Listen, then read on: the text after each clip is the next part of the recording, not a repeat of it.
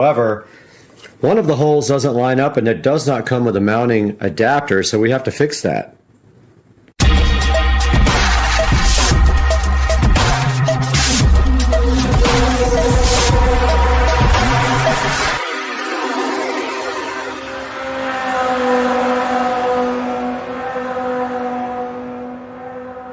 What we need to do right here, right now, is we can either just live with one bolt, or we can go ahead and tap a second one.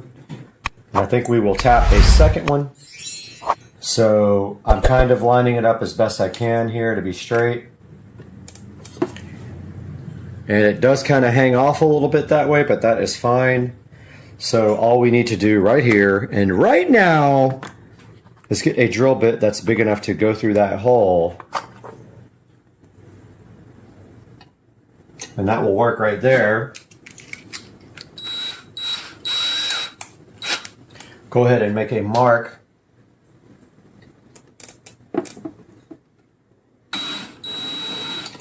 Well, it moved a little bit actually, so I think I'm going to go ahead and bolt this down. I'm going to find a bolt that will work. All right, I dug around through the drawer and I found some screws that will fit. So I'm going to go ahead and tighten down one side.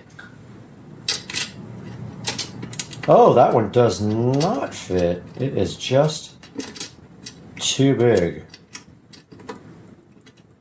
Maybe it'll go on anyway. This one will not.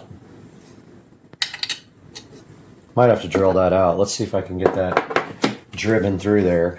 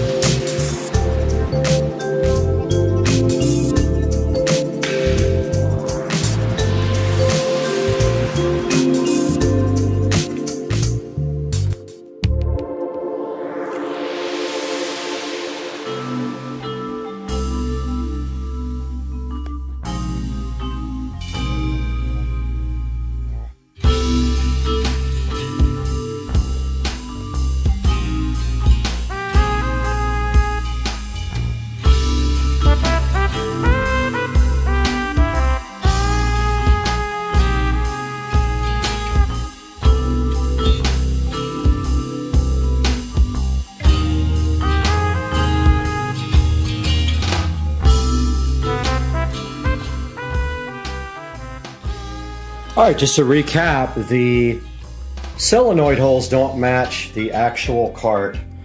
So we had to drill out this side to fit a bolt that I had, and then this other side, the holes don't line up at all, so that's where we are now. The solenoid is done and looking toasty. So let's move on to the next step.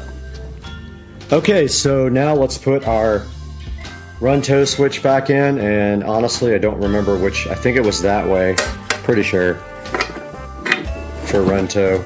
Doesn't matter, we'll make our own label.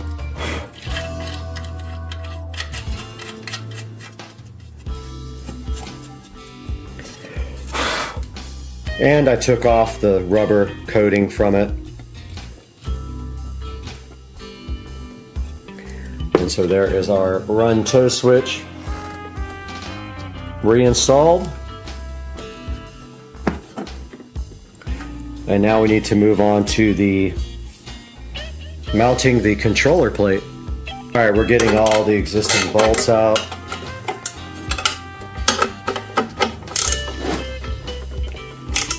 None of these are used anymore.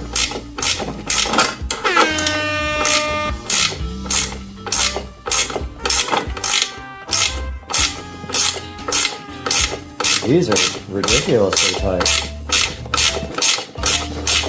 Should have got the drill out for these guys.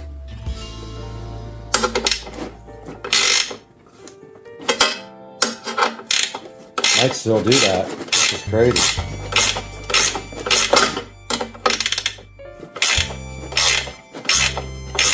These guys are like in there.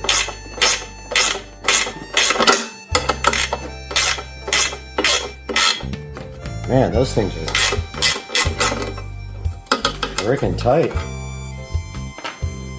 I should have taken them out first. Now we got places that aren't painted. Or I might just tighten them down. Got to see what it needs for the plate here.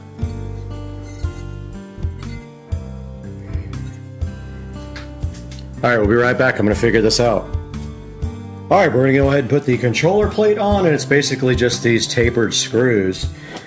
And it can really only go one way. There's a screw hole there, a screw hole there, and a screw hole there, and none of the other ones line up. Has to be them. Let's go ahead and tighten those down.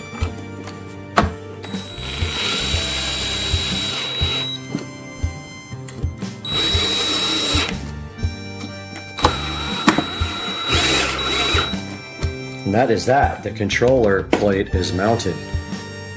Alright guys, so now it's time to install the actual controller. And you do install it this way. I had it reversed. It actually goes like this. And on the side of this plate, there is a threaded hole on each side. And those fit right there with a lock washer and a nut. Lock washer and a regular washer, not a nut. So you just go straight through the plate like this. Washer first, lock washer second.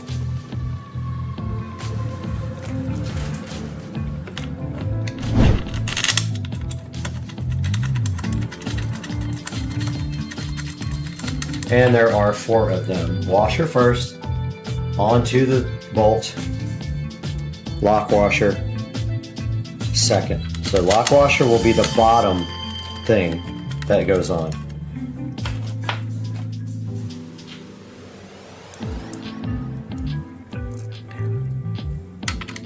Just like that. And I don't believe I have a wrench small enough for this. I might have to get... Oh, wait a minute. Oh, I do. Okay. Probably be easier with power tools, but at this point, I'm just like, whatever. Will my wrench go on there? Barely.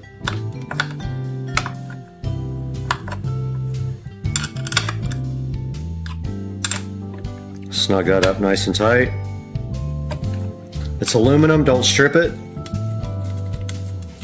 Once it's tight, give it a quarter turn. Remember, there's a lot of vibrating going on. That's tight. This one has plenty of room for a wrench.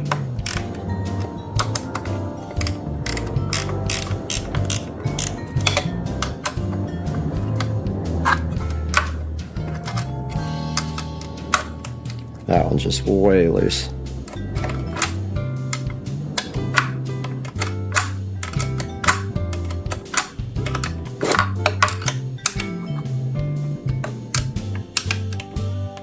Don't strip it out, guys. You might have a wasted aluminum plate if you do. 1/4 turn after it's tight.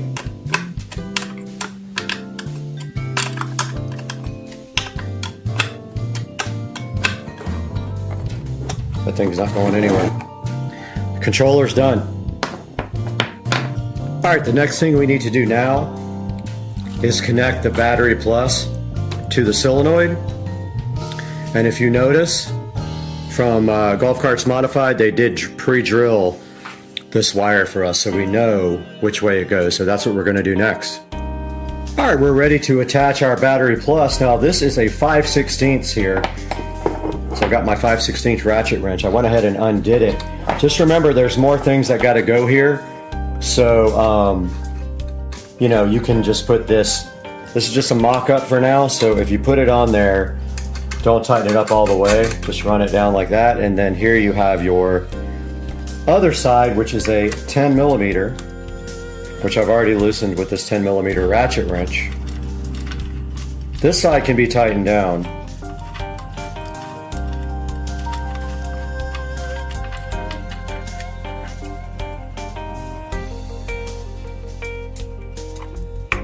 Just like this.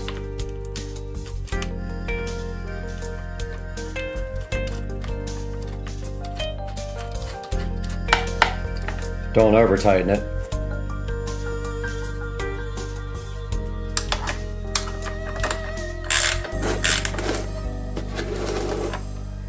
And that is the B plus connected. Just a reminder here, the B minus goes to the battery pack. So that is the next connection that will be made from here. And then all these other wires are for that and from the WVU down to the motor, which you can actually do now. The long ones go to the WVU. They're actually all the same, I believe. Let's see. We should have some long ones and some short ones. We do, okay. They're all the same? Oh, they are all the same, so you can't mess these up. They are all the same length from now on, so it doesn't matter which ones you use, but you will have WV, U, R, and B minus. WV, U, R, B minus, so we have 5 cables left, sheathed nicely like the Navitas colors. Yeah, so you can do that now or later. Alright guys, here are the cables. One of them is drilled. It is not the ones for the motor to the controller. That one is from the controller to the battery. So that's actually, that is from battery to solenoid. So don't use the one that's drilled out. But for these, you need a 1/2" wrench, which I have here. And you want to basically get your boots out, these boots, and you want to feed the solid end through first, like this. And it might help to, like, if you really have issues here, put a little WD-40 on them to slide, but these are going right on. And basically, it's going to go like that. So you take off your nut here, and take off the washer and the lock washer. Put your eyelet over, put everything back on, and the torque specs is 7.5 foot-pounds, which I am not going to do. I will figure it out. Do have a torque wrench.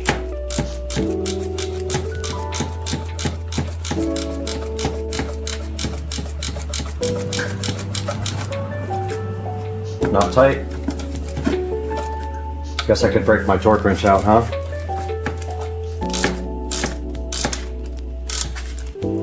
Make sure they're straight before you put your 7.5 on it.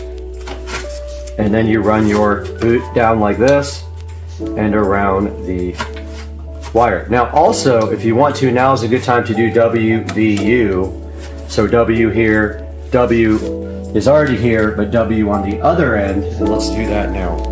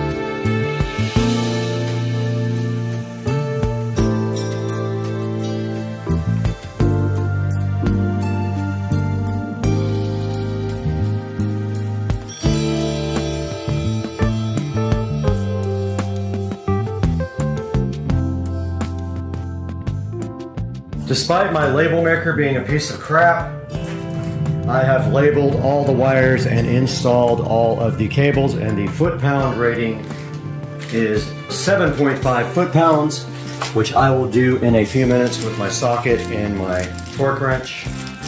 That part is done. This motor is ready to be installed on the cart. All right, I got my zip ties here. We've got some nice green zip ties to match. So I'm gonna go ahead and dress up these cables with the few green zip ties that I have.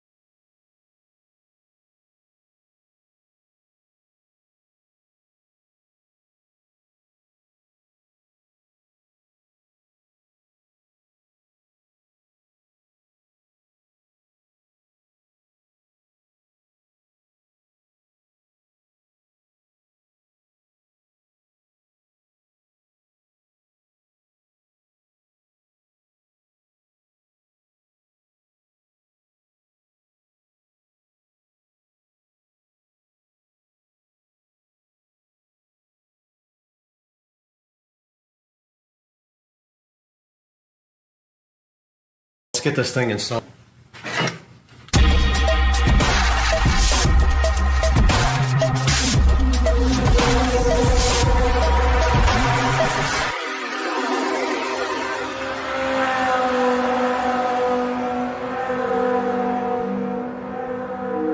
All right, we've got our power wire here. We need to go ahead and connect the strip like so. It has a keyed edge. It's got a clip, and then the other end is raised, so you can't possibly put it in backwards.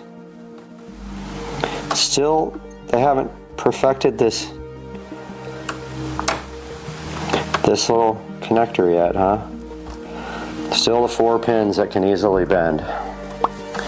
This goes to the power supply, and then this goes to power.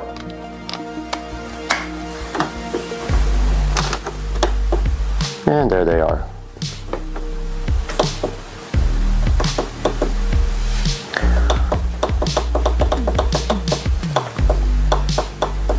And we should be able to register these on the Govee app. Pretty bright, I love it. Looks awesome. Let me grab the tablet and we'll try to register these.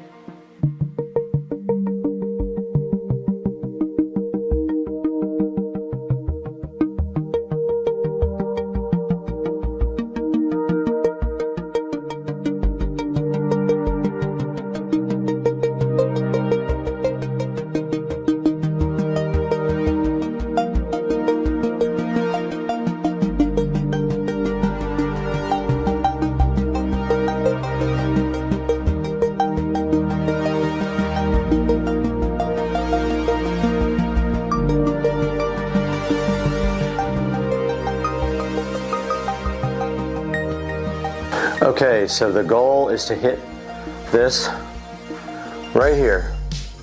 If I can't get it, I'm gonna have to call Rich to help me. But the TV is not that heavy. Actually, it is kind of heavy.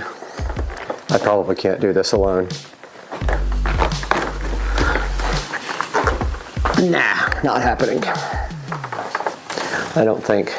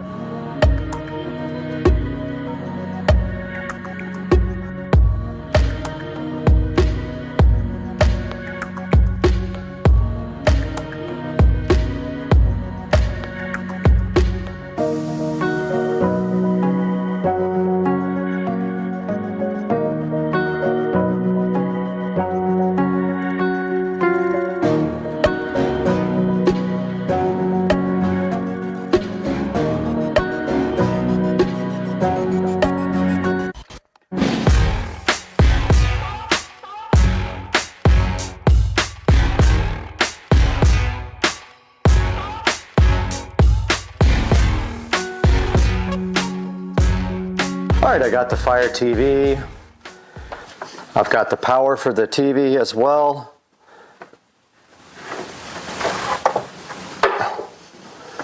And that goes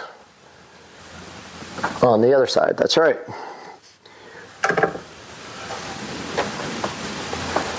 Very cool mount, I love it. Works really well. Temporary plug some power in here for it, and then we're going to cut in a wall box next.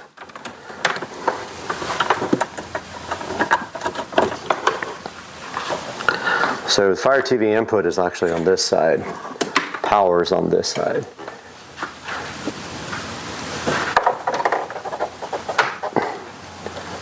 There is TV power.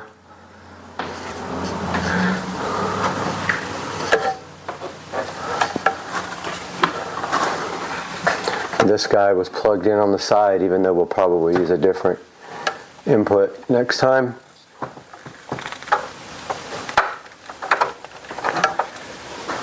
Okay, everything's plugged in. Let's give it a shot.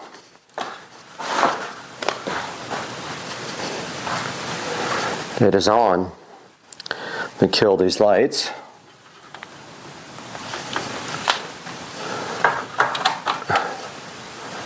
All right, there's Fire TV.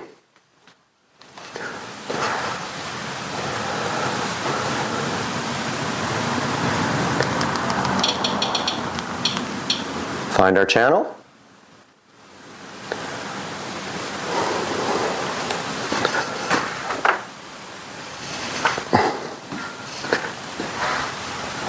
Looks a little cockeyed, but it's completely level.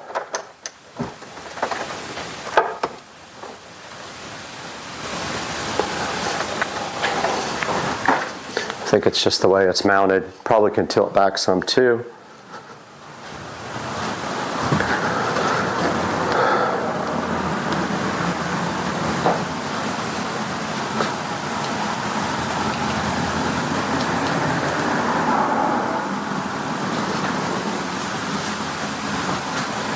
And here is our channel.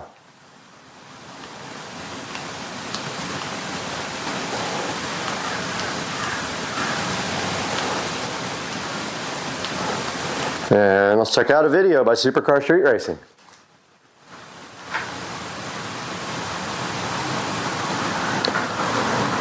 Maybe. I notice these do this sometimes. They'll start playing and you have to go back out and hit play again.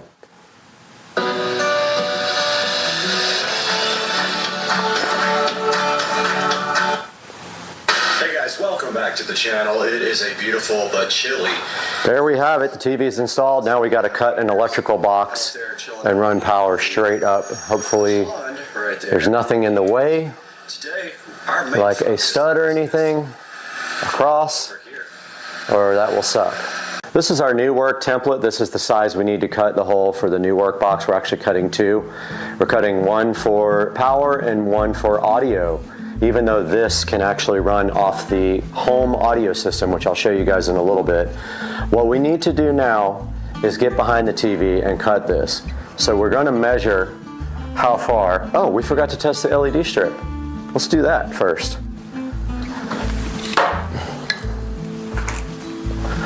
So, it should be on this side.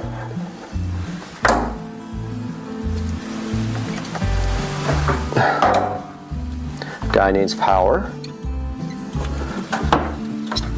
which will all be behind the TV.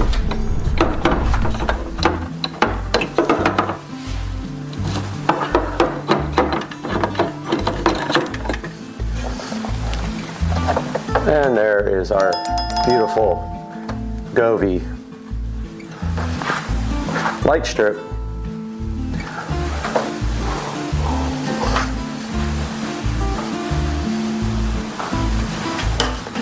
Ready to go. I love this mount. Oh, I pulled the power out of the LED strip. I got to remember to leave enough slack for that behind the TV. I didn't think about that for moving it.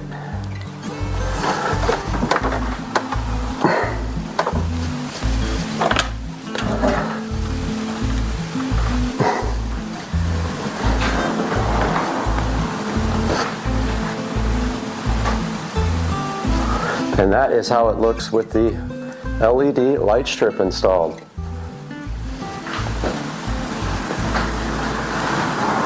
Pretty cool, guys.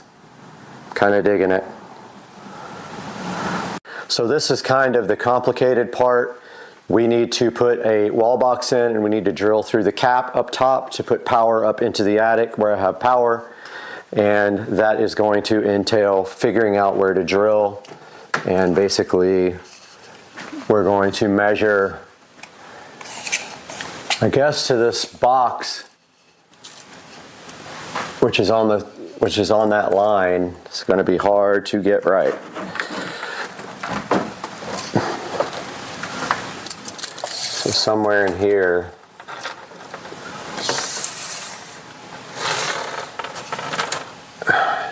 $58 over, maybe 57.5 is where we need to drill from this wall box on the cap.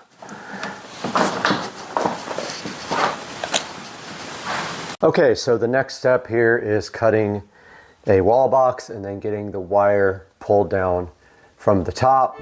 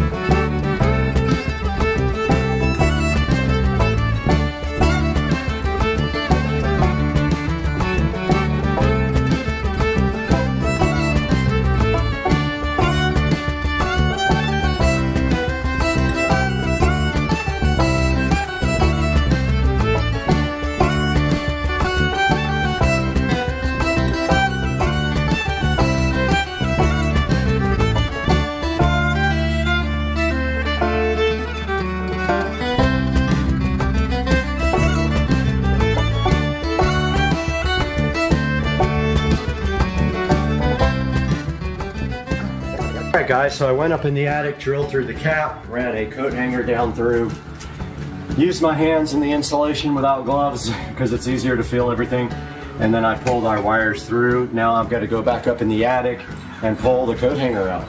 We'll do that now. Little update here, I bought an integrated amplifier tuner and the guy is delivering it right now. It's an older one, it just needs to be stereo.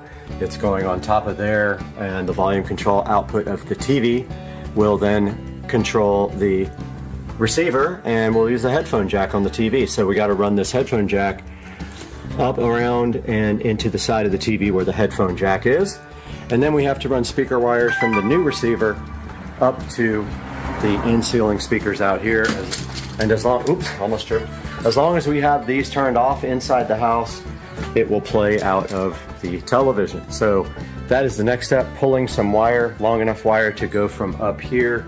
We're gonna mount the receiver right on top of the shelf right there. So we're gonna pull wire all the way to each speaker, there and there next. And a sub is going on top of that as well. Got my JBL ARC sub out. It has issues though. It pops off and on when the input level changes to real low. It's always done that. But that's going up there until I get the Monoprice 8-inch subwoofer to go right on that shelf. So I'm gonna start looking for wiring and fabricating some wiring. All right, the Onkyo receiver just showed up here. Have not even powered it on yet. Go ahead and test it while the guy's still in the driveway.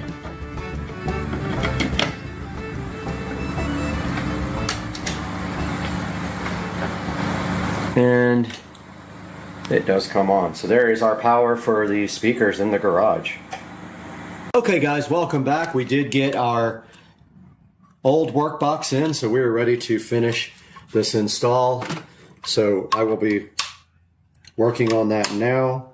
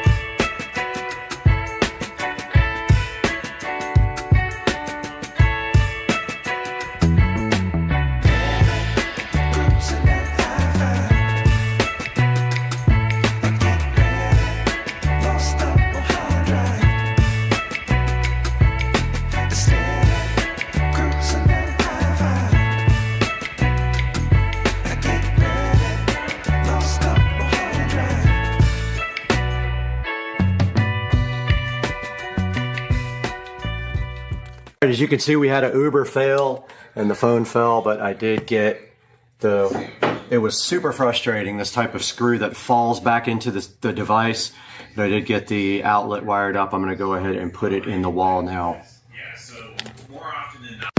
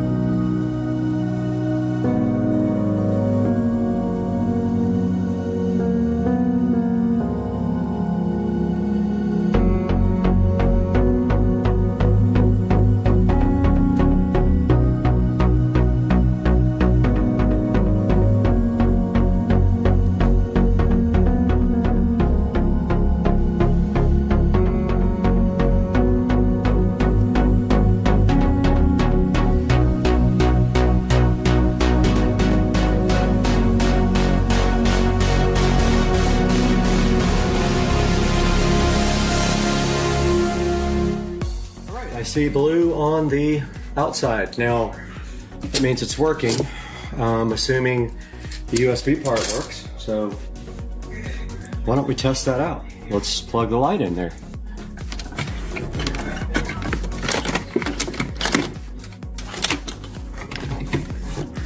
I see power on the light, and it works. Okay, so I now have to get this cable somehow through the faceplate. So I'm thinking of drilling out the side big enough for this guy to fit through. So it's just like, if I can, drill right through both of these plates on the corner.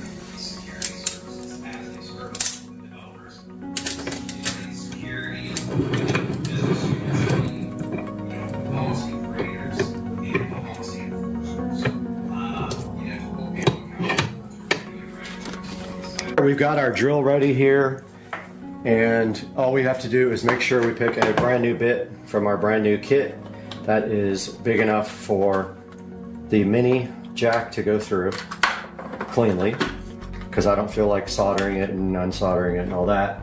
So it's gonna have to be big enough for the entire jack to go through, and the biggest bit I have here is 3/8.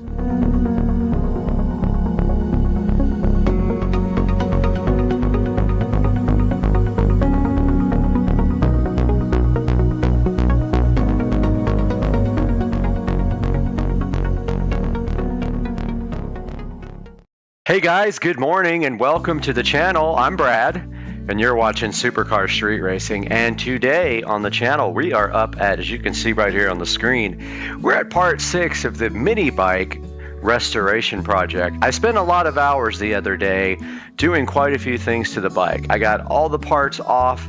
I got all the parts either grinded down and prepped to get all the rust off, or degreased, or both, and then got them all painted black and ready to go back on the mini bike. I only have one task left to do on painting, and that is the gas tank. I want to take the cap and make that copper.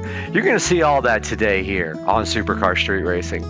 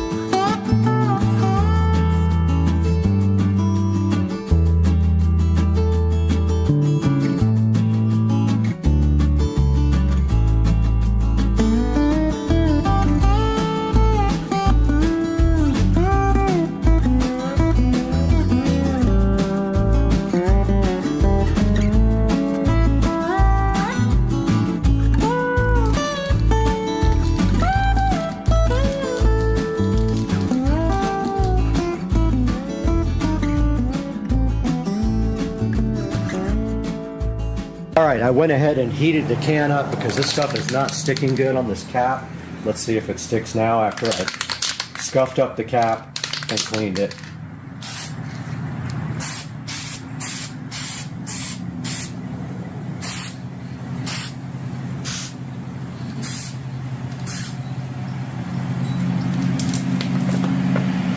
Looks a little better. Let's see if it starts bubbling up like it did last time. Still got some bubbles in it. Don't get it. I prepped this thing like 3 times. See the bubbles forming there? It's completely clean too. I don't know what's going on with that.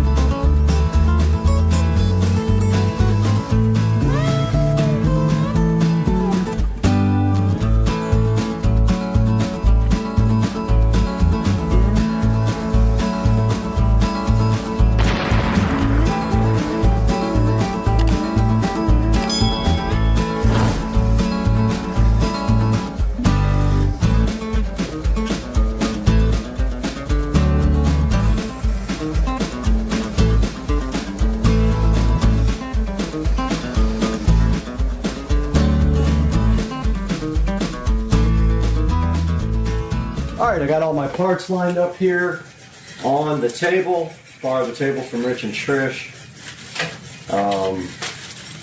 Yeah, I'm just kind of laying everything out. I don't have everything exactly where it's supposed to go because I don't remember, but I have video from everything. And I'm just cleaning up all the parts now. on the grinder that need cleanup, making sure everything is nice and fresh for the reconstruction.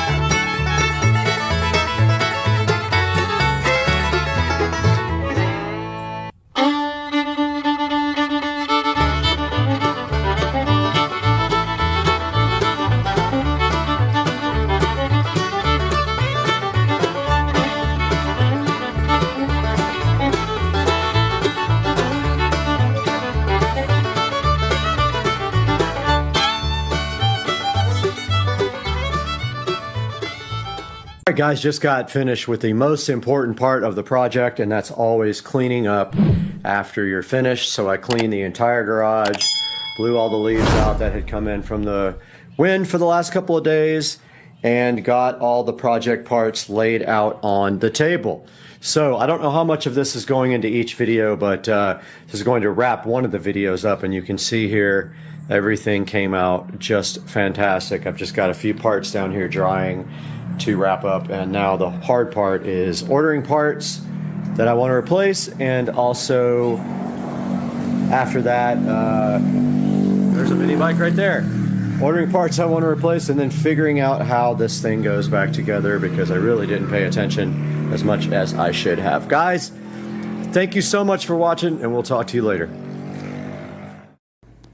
We got the peel set, we got the garage door keypad, we got the sham board, and we got the garage door keypad, and we got the peel. Let's go with the peel set. That peel set's actually so good with the sham board and the garage door opener.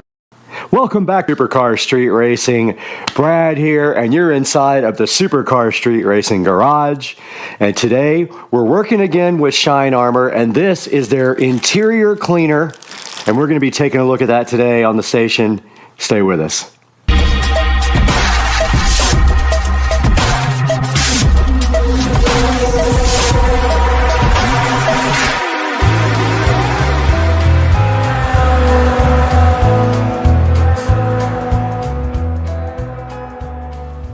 You're back on Supercar Street Racing, and we are so happy to be working again with the company Shine Armor. And they have provided us with this interior all-purpose cleaner. So what we're going to be doing today is taking a look at this and unboxing it and seeing exactly what you have to do to apply this to your interior. Now, we do have Dukes of Duval's seat right here off of his club car precedent, and we're going to be trying to clean that up a little bit for him, and then we'll take it back to his house and install it directly onto his golf cart. So stay with us, that's coming up next. Right here in front of the 2014 Club Car Precedent and the 2023 Tesla Model S Plaid, we're going to be working with Shine Armor again, and I'm super excited to work with them. They've been awesome, and they have sent me several products, and today we're going to be taking a look at this interior all-purpose cleaner, and we're going to be using it right here and right now on the Dukes of Duval Club Car Precedent seat. And you notice right off the bat that Shine Armor does enclose this in a plastic bag for shipping, because these kind of products have a tendency to leak. It's not just Shine Armor. Most places that do shipping of these kinds of liquids will go ahead and put it in a plastic bag. So let's go ahead and open that up now. We got our SCSR scissors, which are not working very well, but hey, they're doing the job though. So inside of that, you see Shine Armor does give you a pump spray to go on top of your bottle, and then you have this nice all-purpose interior cleaner, and right on the front it says that it's non-greasy, and it does have a matte finish, so it's not going to look shiny, and it's anti-static and sun-blocking, and it's safe to use on leather, vinyl, and plastics. And what we do have right here and right now is a vinyl seat. This is not leather, and so we're going to go ahead and check out the directions on this, and then go ahead and get this seat all cleaned up today. So right in front of us, you do see the directions here for the Shine Armor interior all-purpose cleaner, and that does indicate that you need to spray the interior cleaner directly onto a clean folded microfiber towel. And we do have these purple microfibers here that were provided so graciously to us from the company Shine Armor. So that's the first step. Then the second step is you gently wipe the surface with the first cloth. Quickly switch to the other cloth folded microfiber towel, and then so I think the directions are a little bit off here. It says quickly switch to another folded microfiber towel and residue. Doesn't sound right. For best results, reapply every 3 to 4 weeks or for maintenance. So step 3 has a little bit of a issue there. It's missing some instructions, so I will let the company know. But those are the steps to using Shine Armor. Now, the first thing you're going to want to do with your all-purpose Shine Armor cleaner is go ahead and put the pump spray on. So give this thing a turn right there. It is sealed, so you will want to go ahead and remove that little foil top off of there.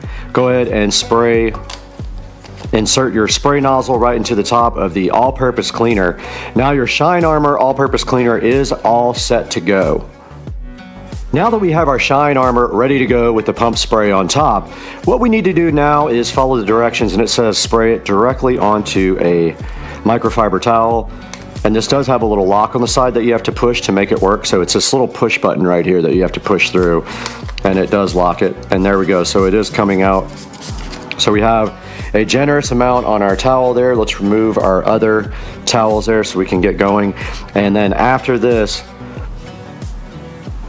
you just gently wipe the surface with the first cloth, and then you quickly switch to another cloth. And this is where the instructions are wrong. And we're going to go ahead and wipe that down really good. And then quickly we switch over to a clean one and take off the residue. And that is the first step to that.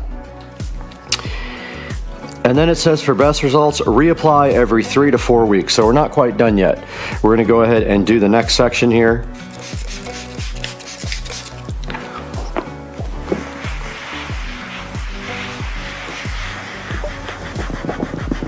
It does have some pretty tough stains in there that may be part of the vinyl at this point and unable to be cleaned. So we're just doing our best with what we have to work with here.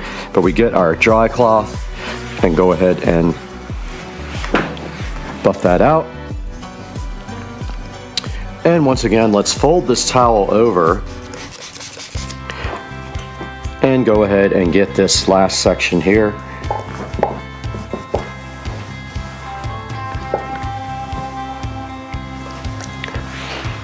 I'm going to go ahead and go over the whole thing again, and then go ahead with our dry cloth, flip that over, and wipe off all of the cleaner there. And I am slowly spilling it all over the floor because the top came off. Alright, so a little bit of extra spilled out. But that is basically how you use the Shine Armor interior cleaner. Alright, we're going to go one step further here. These seats are incredibly stained, so we're going to try something else. We got a magic eraser here. And let's tighten this up because it already spilled. This time we're going to put it on the magic eraser. See if we can get any better results, because this is a pretty stained seat. And even the magic eraser can't get off what the seat has had for years. Actually, it is getting quite a bit of it off now that I see it. So this is going to take some work. You can see right here this stuff does work. The magic eraser helps with the cleaner as well. The stuff does work. The magic eraser is assisting it, and the dirt is coming out. The seat is in really poor condition anyway, so anything this stuff can do, it's doing. Yeah, you can see this stuff is getting off. It just really can't get everything because the vinyl is stained, like internally. So Dukes of Duval probably needs a new seat, but before that, he can use this one and it can be nice and clean for him thanks to the Shine Armor interior all-purpose cleaner.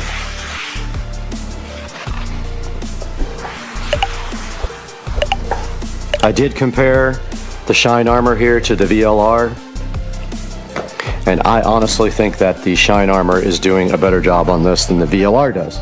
So that's why I got the VLR out side by side here with the Shine Armor. I gave that a shot and it did not do as well at getting the grime off with the magic eraser.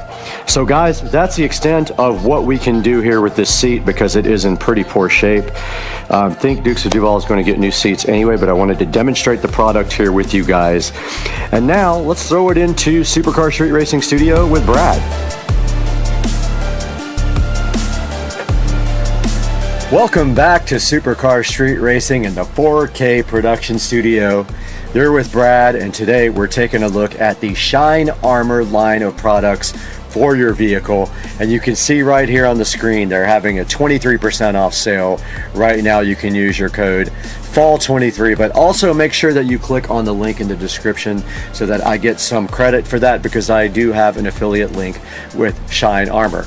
So taking a look right here on their website, you can see the front page. If we go to their interior products here, you can see right here, this is the car upholstery and interior cleaner that we just showed you outside in the Supercar Street Racing garage.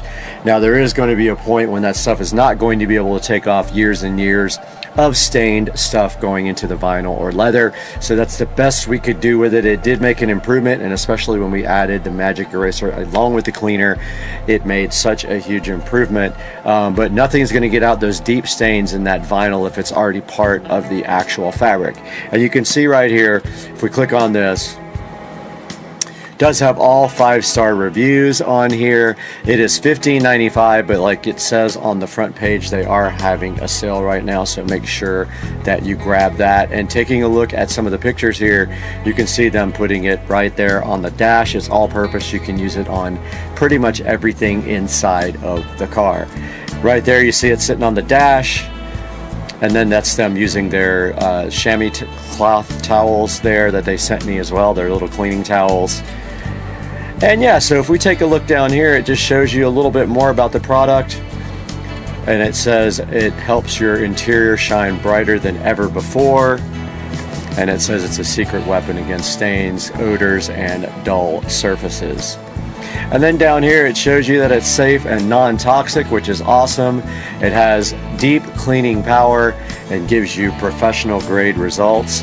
And you can see right here, right now, the reviews all say 5 stars, and if you read through some of these reviews, they're very good.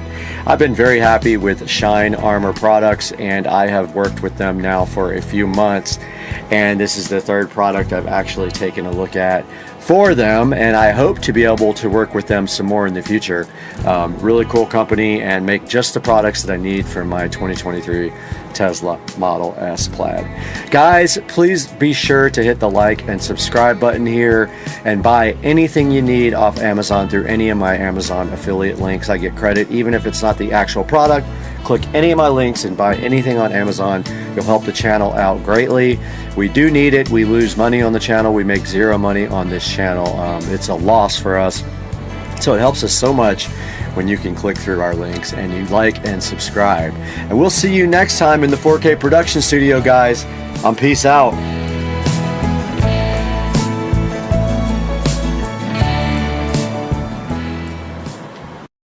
Hey guys, welcome back to the channel, and I just wanted to give a quick update video and let you guys know that we are live online right now on Supercar Street Racing channel with the studio build. That I kind of wanted to go over everything that I have done in here before I keep working. So stepping back towards the door of the studio, this is kind of what it looks like. It's kind of a mess right now, but as you can see here, we basically have all the wiring done for the speakers. So we're gonna have 7.2 audio. So there's speakers. My main speakers are these Harbinger powered monitors that will go up in that corner and that corner. We have a center channel going there. We have side surround here and side surround there. And then we have the rear surround there and in the other corner. You can also see here that we have HDMIs run for the 50-inch 4K monitor there and the 50-inch 4K monitor there. We also have all of our Cat 6 cabling run.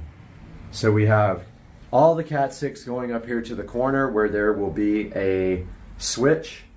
We have a Netgear, I think 25 port switch that goes up in that corner, and Ethernet runs here for a television there, and I don't know what I'm putting there yet, probably one I already have. It runs back here for 2 workstations, one there, and it runs to the TV up here. Now I had some issues here with the wall box because I had never done it in foam, and now I understand how to do it a lot better. So I messed that one up completely, but it'll be covered. You won't see it at all. It'll be covered with the wall plate. All right, so yeah, so long story short, 43-inch television here. This power here is for a wall light. So just like a regular, you know, regular old wall light goes there. That's a little bit poking out, but that's okay. It'll be covered too with foam. And this will be a wall light. I still have to do the power for that. I haven't done that yet. That will be power for the Echo Show 15.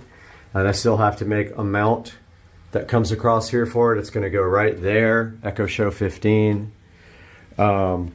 Down here's the other workstation, and we're going to have HDMI available here.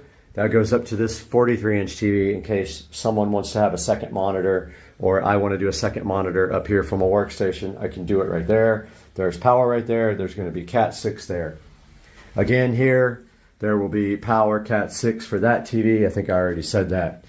And up here, this is actually moving. We're going to have a webcam either in that corner or in that corner looking down at the studio all the time so we can go live. And I have all the power pretty much run everywhere. AC unit is going down here at the bottom, right at the very bottom. It is remote controlled, so no big deal. And I want to be able to plug it in right here. So super easy, reach over there, plug in.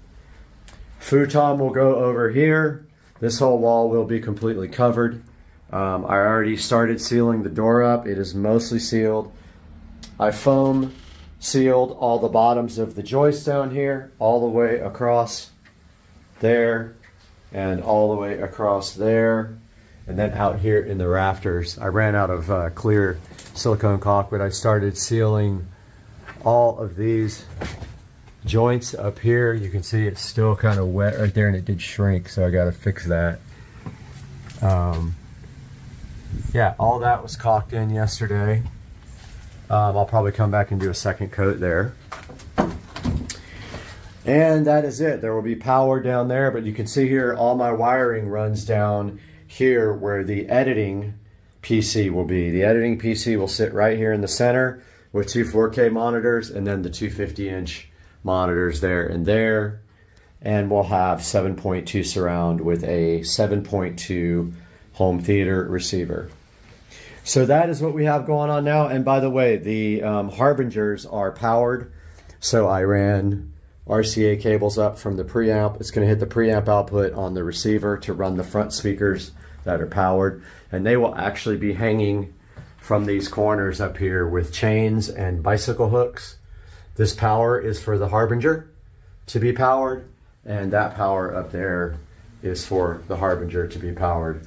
Now all I have to do is finish a lot of power work, a lot of no fun cutting of drywall because it's very hard to cut. I don't have the right tools or a nice big long straight edge. I really need to go buy like a drywall T-square super long one, because that was this cut right here. I got lucky because it's on the ground and it'll be covered up. Oh, I forgot to show you guys. So the plan is for the walls is going to be foam sound insulating tile. Now, yes, I know that this stuff is cheap and it doesn't really insulate sound, but I like the look. And so as soon as the roof gets on, we will start right here on the side and start laying foam tile all the way up against the ceiling, all the way across in one pattern. You know, like we'll start with this pattern and then we'll, on the next row, we'll go up and down like that. And notice it's going to cover the whole wall. It'll be glued on. And then when we get up to these switches, we just literally cut around them or either cut holes in the actual foam, but it looks like we'll be able to just cut around the switches. It'll be pretty easy. These cut with scissors. So that'll be the whole entire studio will be covered with these foam sound tiles, including the ceiling. And that is it. I have ordered a bunch of these already, and I wanted to see if they were going to work out, and we're going to add them to the wall with this Super 3M multi-purpose adhesive once all the foam board gets up. So we're attaching the foam board directly to the studs and the ceiling joists, and that is how we are doing the wall covering. And I have been working through electrical because, of course, now we have wall boxes that are, some of them are inset because I did the power ahead of time. So when you put the wall board in, your electrical outlets are too far back. So I have an electrical outlet extension kit that has little extension screws and everything you need to pull the wall outlet out just like that. That one is actually on extensions. And then I use this box here for Ethernet. So that is a, I think that's called an old work. I can never remember the difference, but this is the one that kind of bolts and clamps to. This clamping to the foam just fine, but that one I really messed up because I didn't cut the hole big enough and I didn't have a template. I have a nice template for these guys. So that is going to do it. We are live streaming on supercarstreetracing.com, so make sure, not .com, Supercar Street Racing YouTube channel. Make sure you're watching the build live here with us on the channel. There's some nice music playing in the background. And I'm going to go ahead and get this uploaded, and we will see you guys soon with another update. And we will be moving into the studio within a couple of weeks. All right, what's going on, everybody? Supercar Street Racing here. This is my Aerosmith poster right below my guitar. Epic. So, taking a look at an unboxing today, we have the 335i, so that's the E90X. Fits 2007 to 2012, I believe, or 13, not sure. E90X, that's convertible coupe sedan. Now, what we have here is a caliper kit, rotor kit, and pad kit. Pardon me. And so we got everything in this kit from eBay. Now, this is not a big brake kit. It is not it's a performance brake kit, but it's not a bigger brake kit. And I am not a race car driver, so I don't need a bigger kit. But it is almost time to replace the brakes, and I figured that I would do something cool. Now, I wanted black calipers, but these are powder coated in red. But these are freaking awesome looking, aren't they? If I had these out of the bag, I could show you. But yeah, these are the red powder coated calipers. I believe they're remanufactured. I'm not 100% sure. Don't care. But those are the brand new front and rear brake calipers. And then in here we have a little treat for you. If I can get the box open. Oh yes. So here are the vented and slotted disc rotors, front and rear, for the 335i. So this is all from eBay. I paid $550 for this whole kit. 4 rotors, 4 powder coated calipers in red, and 4 sets of brake pads for my 2011 335i convertible. Stay tuned, because I will have a video of the install process, and that will be coming up this weekend. Peace out.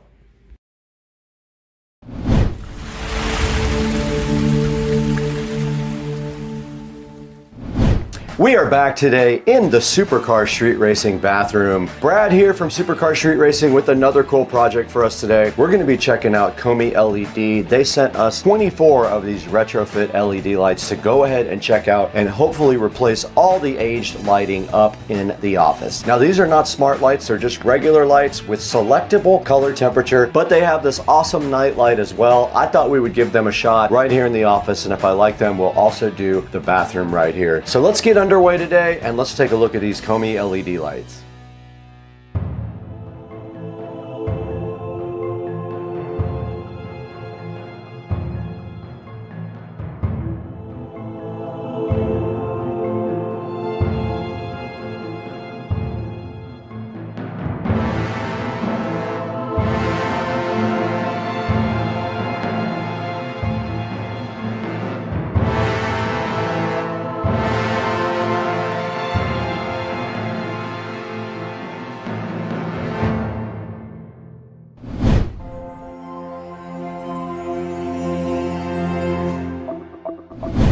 Guys, we're still in the Supercar Street Racing bathroom now, where we're going to unbox this awesome set of Hdmi LEDs. You can see they provided us an entire box of Hdmi LEDs here. There are 12 in this one box. Let's go ahead and see what is inside here.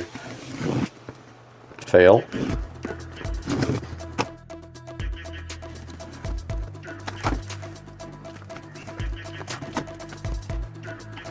Right on top of the box, we do see a little card from Hdmi LED telling about their company, their quality control, all that stuff, how to mount their lights and things like that. And then they should just be the actual lights. Let's get these out of the box.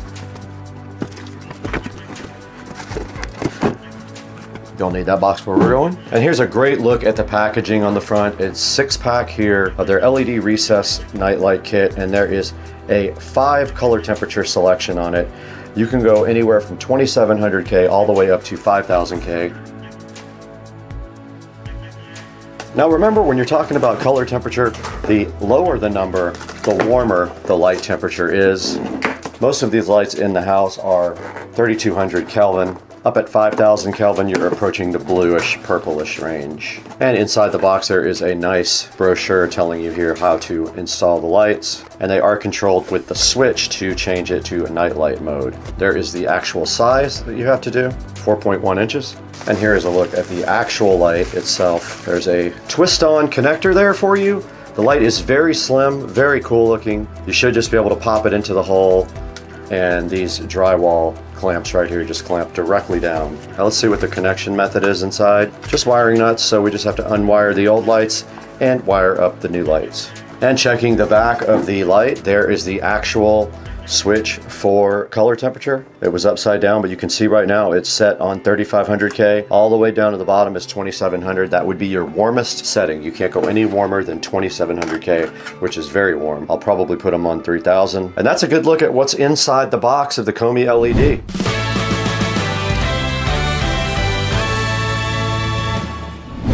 All right, guys, you just saw me unbox the Hdmi LED lights right here. These things look pretty awesome. They look pretty easy to put in. The whole size should match up with what we have in the office right now. All it should be a matter of is unwiring these lights and wiring in the Hdmi LEDs right in their place. Now let's dig into the Hdmi LEDs and get them up in the ceiling and see if we can get one wired up.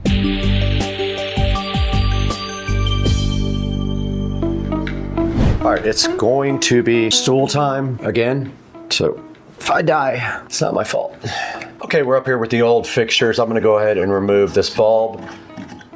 Don't need that where we're going. And then, yeah, there's just 2 levers in here.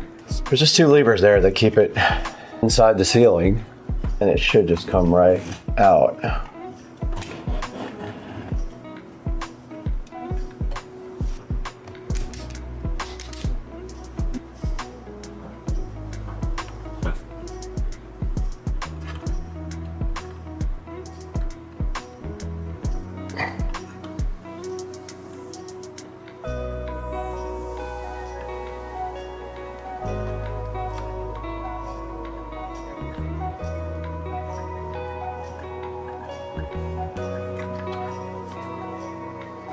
All it should have to do now is plug in the light, pop it up in the hole.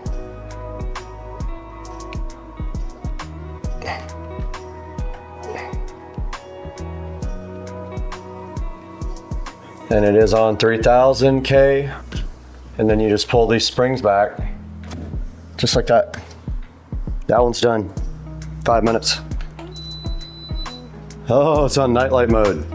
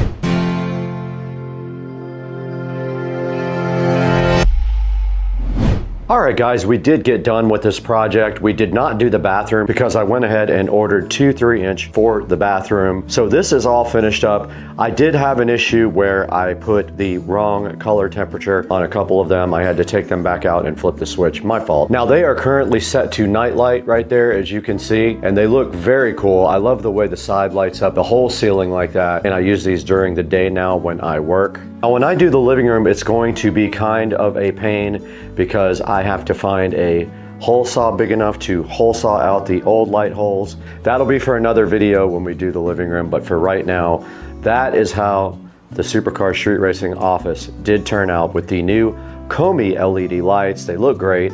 I'm so appreciative for them, and I'm appreciative to Hdmi LED for sponsoring Supercar Street Racing. Now let's throw it back to Brad in the bathroom.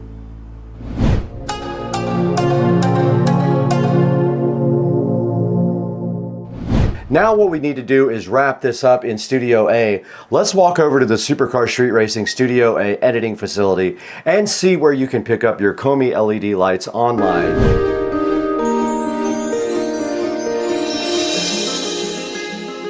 Hey, what's up everybody? Brad here from Supercar Street Racing, and you can see right here, today we're in Studio A taking a look at the Hdmi LED. Now Hdmi LED contacted me looking for a partnership to go check out their recessed lighting. Right in front of me on the screen right here, you do see the lights that we got from them.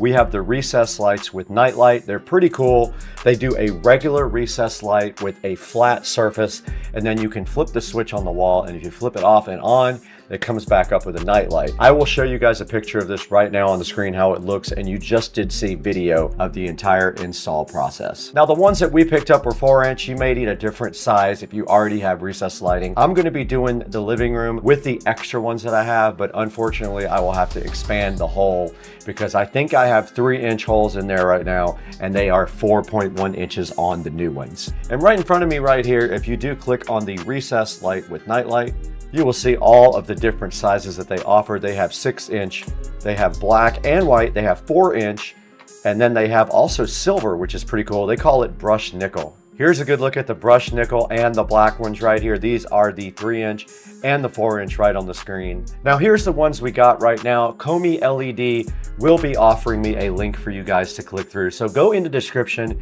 and click the link that was designed for you guys. I will link the main page also, but it would be so helpful if you guys would buy your products from Hdmi LED. These things are really awesome. They're super easy to install. It's 2 or 3 wiring nuts and just cutting a hole. If you don't have a hole, or if you have an existing hole, you might have to expand it a little bit, measure your actual hole, and then buy the light that fits that hole. And you can see right here on the screen, they have a discount by carton quantity as well. This is $119 for a carton of them.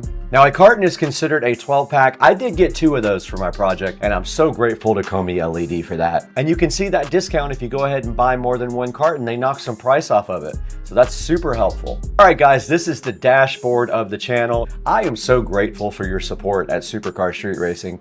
We want to continue to provide you guys with cool videos of cool products and just work with you guys to get the best prices on everything.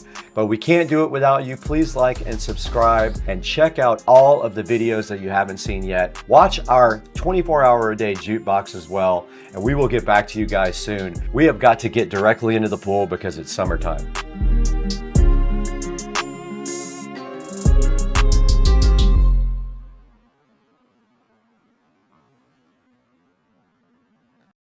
All right, welcome back to the channel, guys. I have a big update for you guys on the new Supercar Street Racing Studio.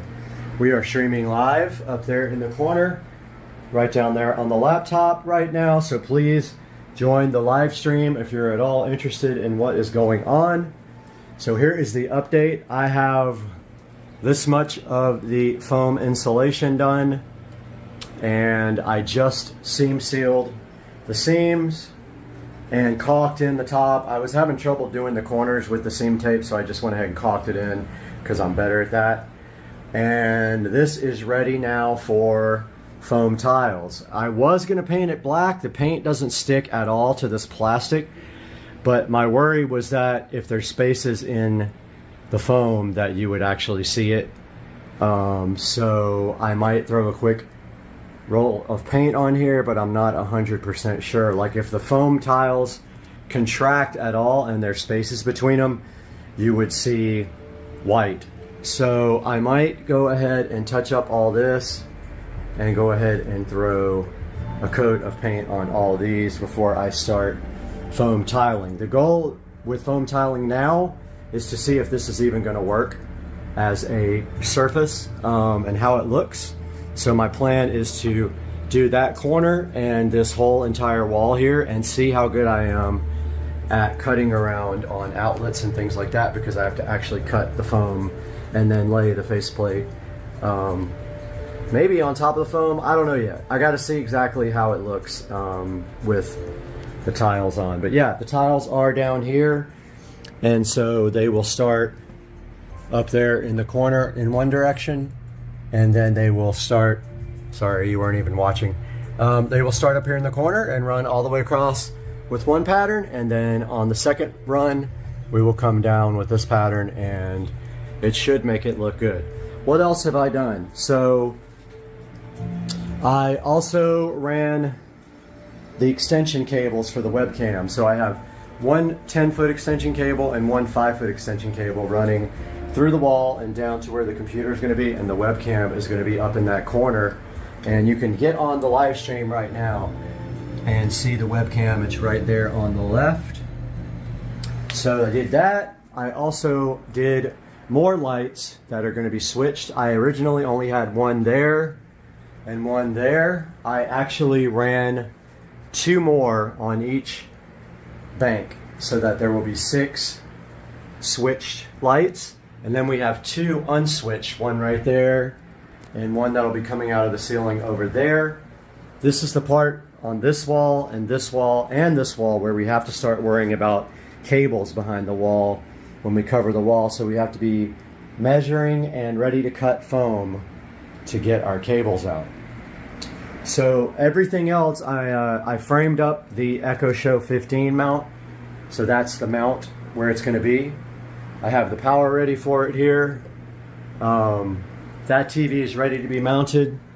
I have the second TV mount on the TV inside. It's a older television that's going to be right here. It's a 32-inch. The 2 50-inch TVs go there, and they are in the living room waiting for the Govee LED immersive lighting to come in. I have one set coming in today for this TV. It's going to be a challenge because they're made for 50-inch TVs, but this is a 43, so I'm going to do a method that I saw online by raising the LED strips up every like half an inch to take up space. That goes there. These two have immersive LED. And then this one, I haven't decided what I'm going to do yet because it's a 32. I want to try to do something cool with this one, but I don't know what it's going to be behind it yet. So that's our update for now. I will keep you guys posted as I go. Please join the live stream and let me know what you think. All right, here goes Patricia ripping the plaid. Go for it.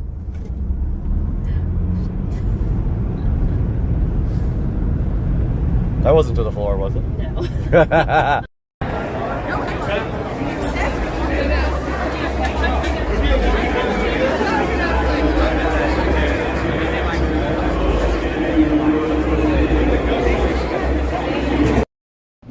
Today we are in the Supercar Street Racing kitchen, and we have been blessed with a couple of cool products from Mighty Cleaner. They did send us the extra large chamois towel and another extra large chamois towel, 2 colors. One's in blue, one is in a brownish color. And today we're going to go ahead and get these things open and wash my sister's car that's across the street over there and make it look better and test out these chamois towels. Let's get going on Supercar Street Racing.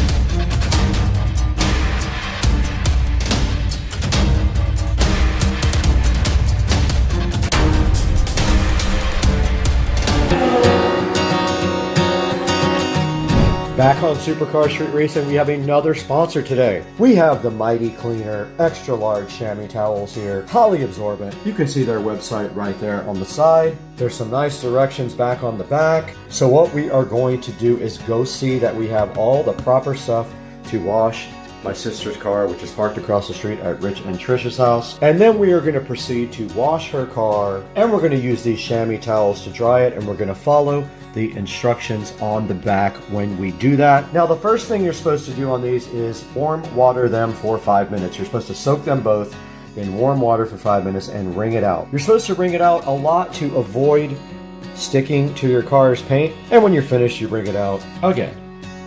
On out to the Supercar Street Racing shed and make sure that we have a bucket and some car wash.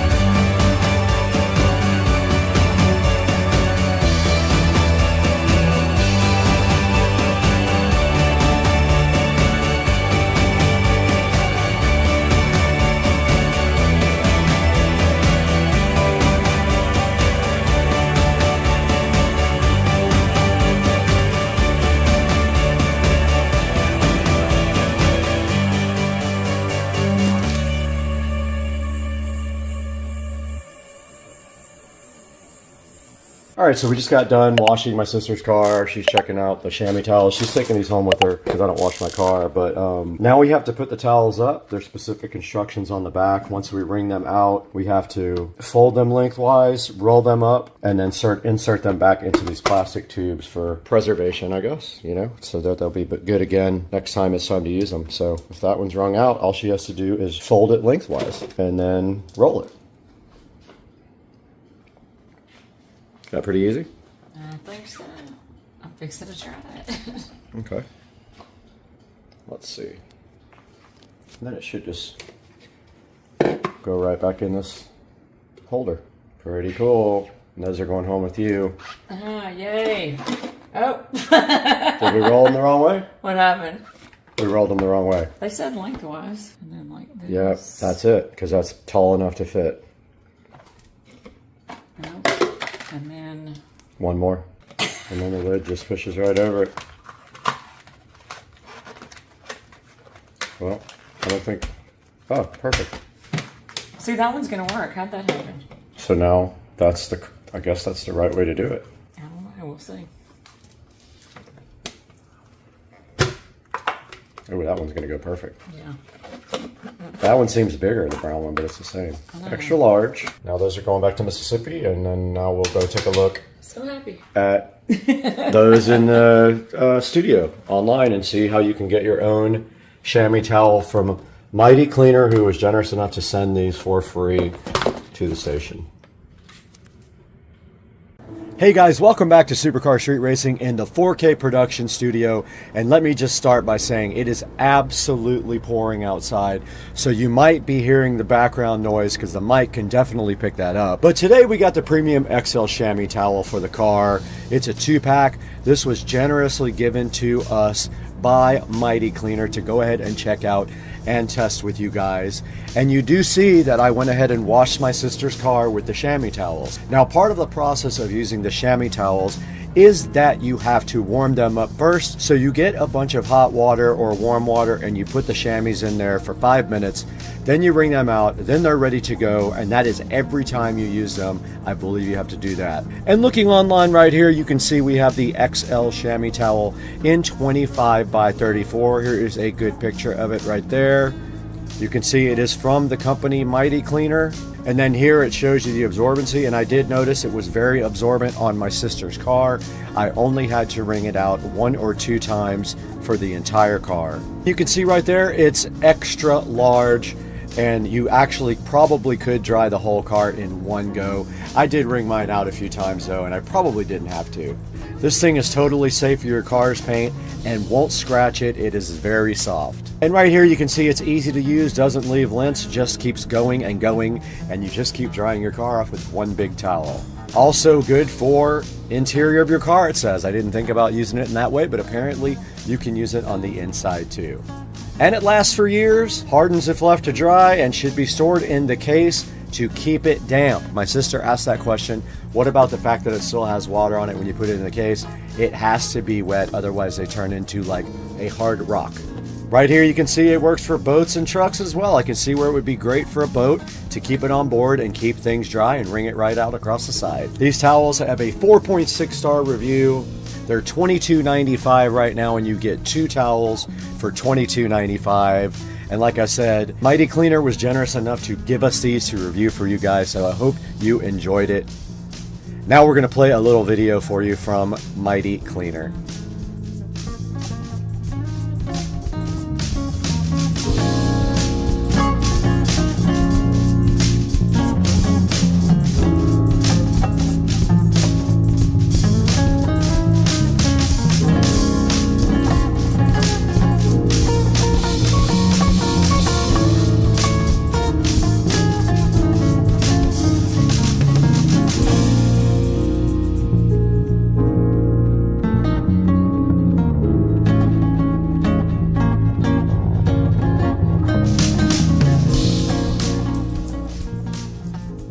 All right, you guys can hear the thunder in the background. It is really pouring outside still. in Supercar Street Racing headquarters, and that was the mighty chamois towel, premium XL towel for your car. Please go down to the link in the description to order yours, and thank you so much for the support for Supercar Street Racing. Please like and subscribe, and we will see you next time on the channel.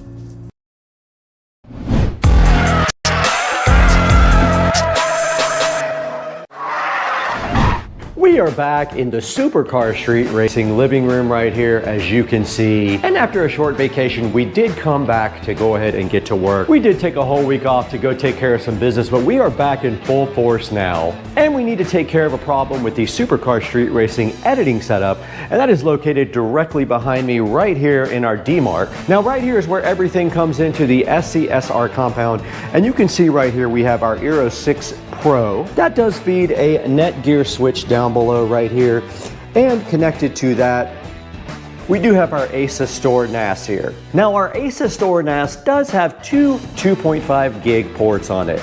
The editing machines in here have 2.5 gig ports as well. So what we want to do right here and right now is leverage a way to get more data from our NAS to both of our editing suites. Now one of those editing suites is located just on the other side of the wall here, and then the other one is out in the SCSR 4K production studio. So today we're going to show you guys how to get 2.5 gig from this ASUS Store NAS all the way to our studio out there, and then right on the other side of the wall right here. And we're going to do that next, so thanks for joining us.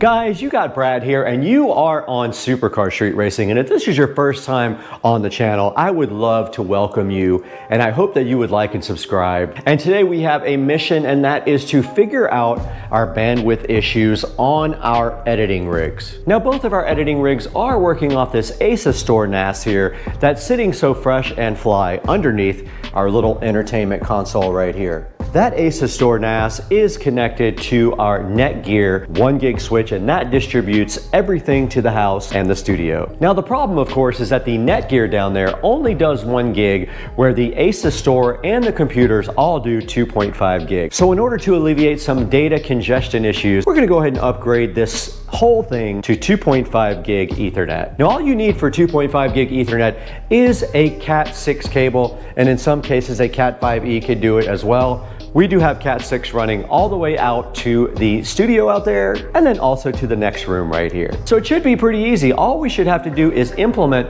some sort of switch that can support 2.5 gig for our ASUS Store and our two computers. Adding to the complication though is the fact that out in the studio we do have another large 1 gig switch feeding almost everything in the studio. So we'll have to figure that out once we get out there. But let's start up here. Let's get our new switches unboxed from Ubiquiti.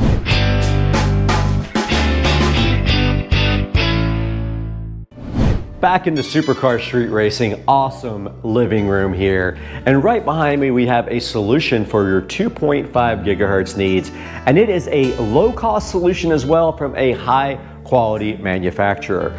So sitting right here behind me in these 3 boxes, we do have the Unify 2.5 gig switches. These guys are 5 ports, and that's all we need, because all we have to do really is supply 2 machines and 1 NAS, 5 gig. Everything else will be 1 gig, including the internet. So our mission is quite simple today. We're gonna get these things unboxed, get them set up via the app on the phone, and see what we have to do to upgrade our entire system here to 2.5 gigahertz networking.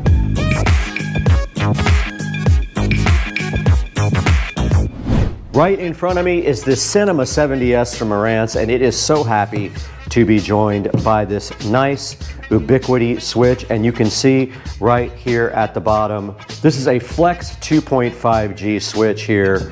And there is a nice little pull thing here to get the Flex out of the box like that.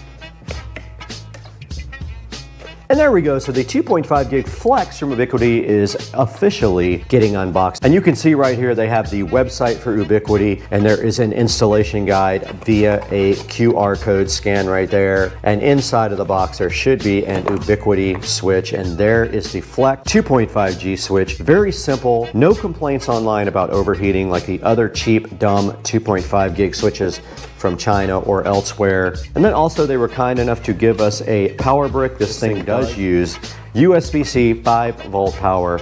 Let's get that out of the box. Here's a look at the actual box for the Flex 2.5G switch, and inside of that box there, we do have a little USB power supply of 5 volts, assuming any 5 volt will work. And there is also an instruction manual in here, which we probably won't really need. So what we now have to do is figure out power, because we have used up all the power here, but we don't need this NAS anymore. So I think I'm going to end up removing my old MyBook Live NAS finally, because we replaced it with this modern solid state ASUS Store NAS. Let's get this WD MyBook Live removed from the Supercar Street Racing abode. Okay, we did get the cat cable unplugged there. All we really need to do now is get the power unplugged from behind here, and it is this little tiny power cable right here. All right, I gotta cut some zip ties here to get this out. Let's go ahead and do that to free up some power for our new switch.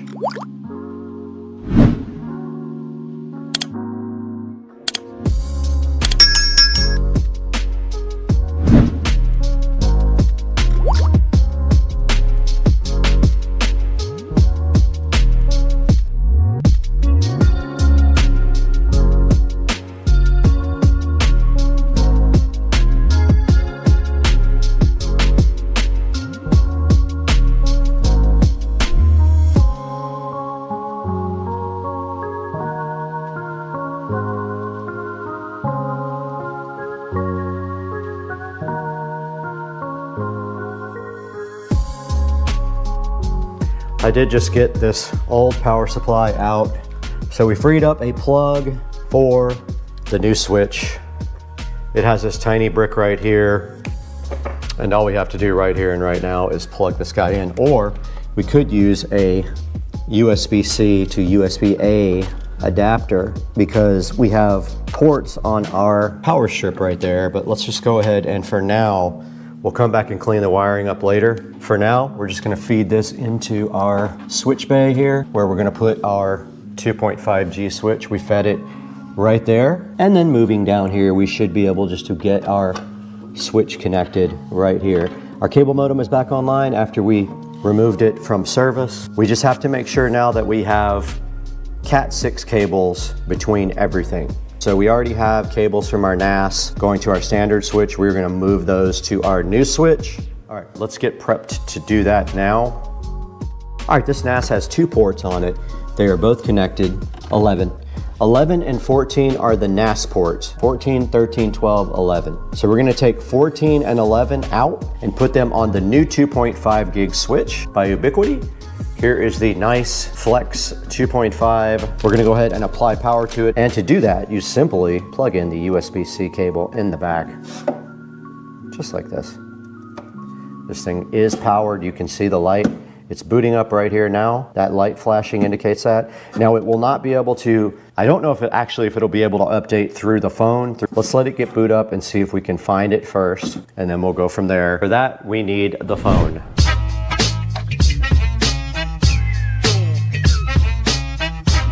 Okay, we are recording on the phone now here, as you can see, and also on the GoPro. We have our Unify switch up here. I want to see if it can find the switch without connecting to any sort of LAN. So I'm gonna hit the plus button here. It says it is searching for devices. It's not gonna find the device, I don't think. Nope. It's not gonna find it because it doesn't use Bluetooth. Okay, we've got a hopefully Cat 6 cable here to connect to our switch. This is not the final configuration, but this will give the Unify access to the switch. We do have a link here on the Unify switch here. It is connected. Let's go ahead and see if we can go ahead and discover this now. All right, it did find the Flex switch here. Cool. Switch is there. Okay, we do have our switch sitting here. I was not able to do anything on the app. I'll look into that in a few minutes, but we can go ahead and continue setup. Now, what we want to do right here and right now is go ahead and connect the NAS to this guy, and then also our studio and our cable that goes into the other room. So we did say that our NAS is right here and right here, these two. Let's remove those. It's going to kill our live stream. Now, these two guys go to our NAS, right? They should be Cat 6 cables. What we want to do here is go ahead and give them 2.5 gig here. That one did link, and this one did link, I am sure. Let's see. It did. Okay, cool. Our NAS is now connected to 2.5 gig. Now we have to give everything else that needs 2.5 gig a connection to this. One of them goes to that room, and we're going to connect it right now.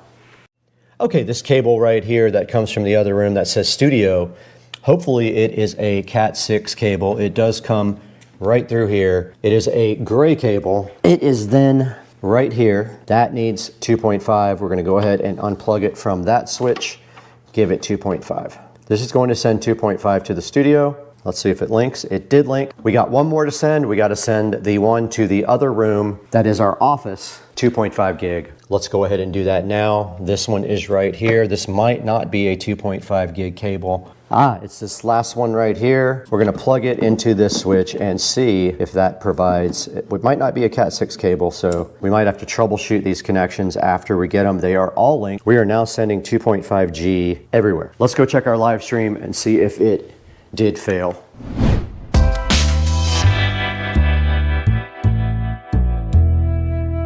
Right in front of the Supercar Street Racing editing rig here, and it is still up, so that's good news. We have another 1 gig switch here that feeds these two laptops. We're gonna go ahead and replace this switch with the Ubiquiti as well. This stuff is tied up really nice, so I will have to come back through and do some cable management, but let's go ahead and get this switch replaced with another Ubiquiti 2.5G switch right now. We're unboxing our second Ubiquiti switch here, after which we need to figure out the software. So if you want to power this with 5 volts, you can get a USB-C, a USB-A, and just power it from any USB connector. Let's go ahead and disable this by unplugging all of these. Now we should have lost hardwire to everything in the room. Everything is off, yes, correct. So we can get this switch wired up now. We do have a power strip under here. It does not have USB, but let's get our switch up here and wired up. We are removing this old Netgear 1 gig switch right here. All we have to do is power it down with that. We have a rogue zip tie right here we need to cut. But here's our new power compared to the old one. Let's go ahead and get our switch. Now we do have also a cable from here to the wall. If we have 2.5G problems, we will have to go investigate that as well. This is a rear mount switch, completely different from the other one. Now, unfortunately, we're going to see the power cable right next to it like that. Now, let's get our scissors and cut off this dumb rogue zip tie. Now, connecting our new switch should be as easy as just plugging in our cables here and making sure that they are Cat 6 capable cables. Let's see if we get a link. We do. So that was the one that comes from the wall. I think everything is linked. I'm looking at my actual computers now to see if I have any issues with links.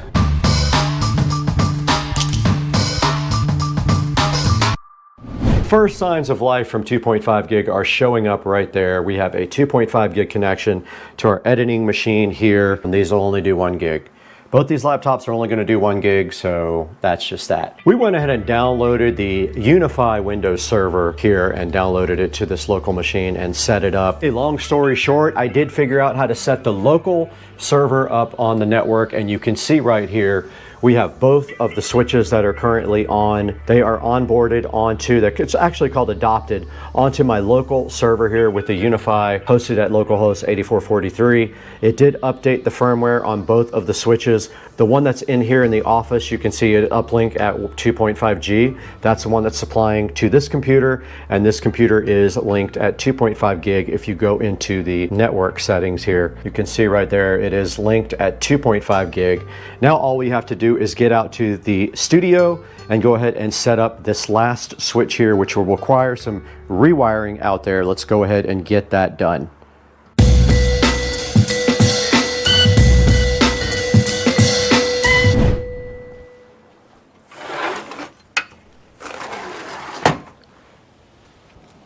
Out here in the Supercar Street Racing studio now, and we only have one thing that needs to be connected to 2.5 gig out here, and that is my editing PC. Now this presents a challenge simply because of the wiring inside the wall.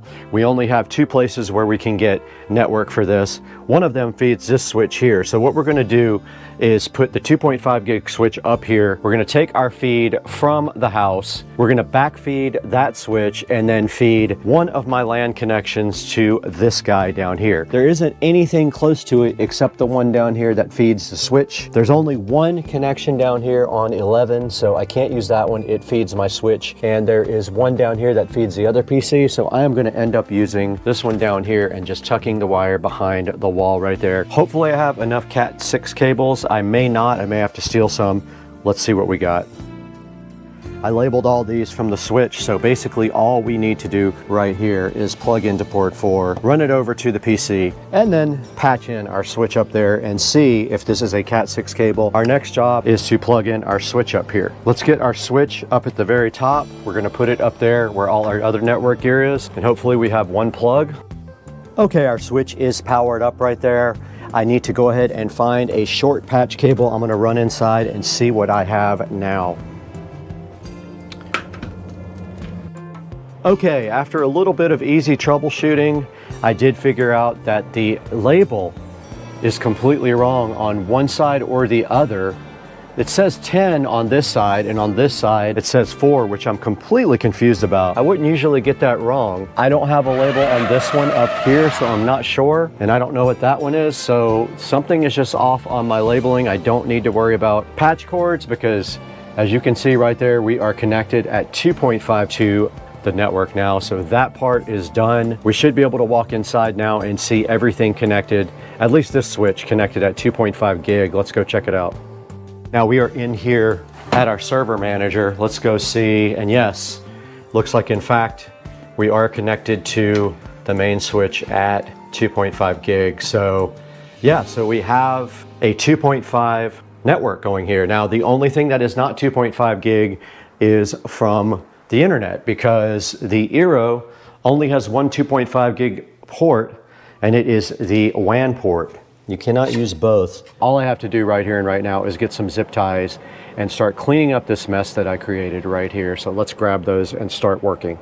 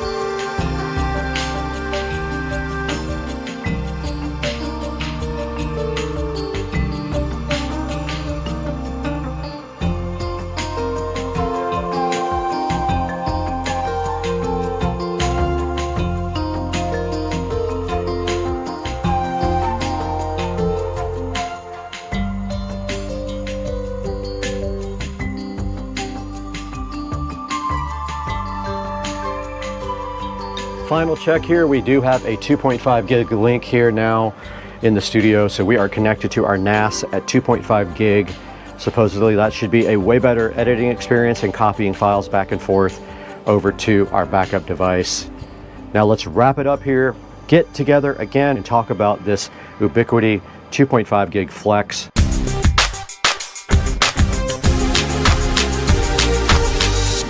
All right, I just wanted to get back together with you guys and end the video here by showing you the Ubiquiti Flex Mini 2.5G on Amazon. There will be a link in the description to this guy. Please make sure you like and subscribe and order all your affiliate links through our official links on the bottom of the video here. And you can see it does have 5 stars. Only one person has rated it. It is way cheaper on Ubiquiti's site, but since I have an Amazon affiliate program, I am going to put this one here. Doesn't look like you can order it, but I'm going to put a link to it anyway and let you guys go from there. And checking out some of the pictures, there is the 2.5 gig ports there, but this one has PoE actually, the right hand port, and you can see the USB-C input right there. There's the dimensions, 21 by 90 by 117, and you can see right there it absolutely does come with a power supply, and even if it doesn't, you can use USB-C. There's a good picture of it connected up to all 5 ports. Another picture of it, and then also you can see here them connecting computers to it and another switch. And then there's a good little network diagram about how you can actually hook yours up as well. So guys, thank you for watching. Go ahead and pick up a switch and click through our official links, like and subscribe. We need all the help we can get, and we will see you on the next one. We got a couple of bangers coming up. Stay tuned.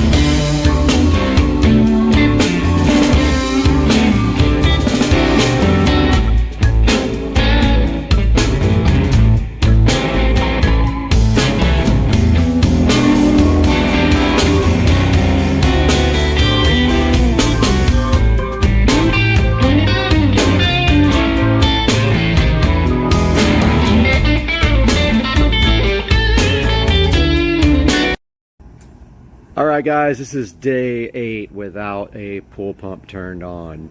For those of you who don't know, I am having my pool remodeled.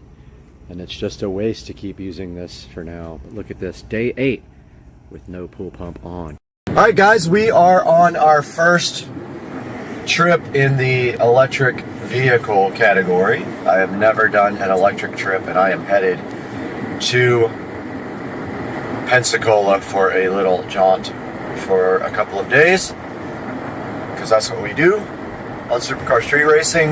And so we're going to see what it's like to drive in an electric car. You can see right here I have to stop at a supercharger at 1:14 p.m. and it will allow you to, I think, to just charge up to whatever's necessary to complete the trip. But of course we will probably charge it up to 100% and avoid that and have some lunch at the time. But we already caught some traffic, so we are dealing with that right now. We'll update you guys in a little bit when we get to the first stop, but man, we are in non-stop traffic right now.